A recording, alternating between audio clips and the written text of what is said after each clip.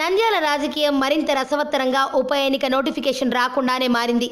అక్కడ రాష్ట్రపతి ఎన్నికల తర్వాత ఎన్నిక అనేది స్పష్టంగా కనిపిస్తోంది. తాజాగా నంద్యాలలో నాయకుల మధ్య మాటల యుద్ధం జరుగుతోంది.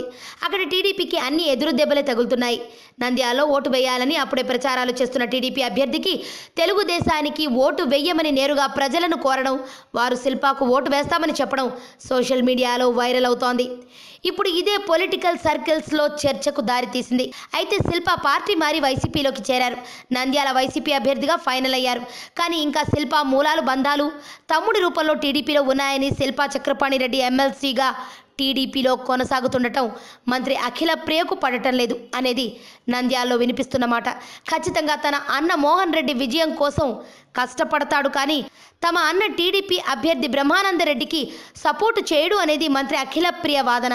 పార్టీ కార్యక్రమాలు జరిగిన శిల్పా చక్రపాణి రెడ్డికి ఎటువంటి ఇంటిమేషన్ ఇవ్వడం లేదు. దీనిపై ఆయన జిల్లా నాయకులు మంత్రులకు కూడా సమాచారం ఇచ్చినట్టు తెలుస్తోంది. యువ మంత్రి కాబట్టి అందరినీ కలుపుకోవాలని టీడీపీ నాయకులు సీనియర్లు అఖిలకు చెబుతున్నారు. కానీ దీనిపై ఆమె అసహనంగానే ఉన్నారు. అతన్ని నమ్మలేమని సీనియర్ టీడీపీ నాయకులతో ఆమె వ్యాఖ్యానించినట్టు తెలుస్తోంది. మరి దీనిపై బాబు మాట్లాడతారు అని సీనియర్లు ఆమెకు భరోసా కల్పించారని అనుకుంటున్నారు నాయకులు. ఆరోగ్యవంతమైన జీవితం కోసం మనం పాటించాలి కొన్ని నియమాలని. చిన్ని చిన్ని చిట్కాలతో చింతలేని జీవితాన్ని ఎలా గడపాలి అనే దానికి వీక్షిస్తూనే ఉండండి మన ఆరోగ్యం యూట్యూబ్ ఛానల్. మరిన్ని ఆరోగ్య సూత్రాలకు సబ్స్క్రైబ్ చేసుకోండి.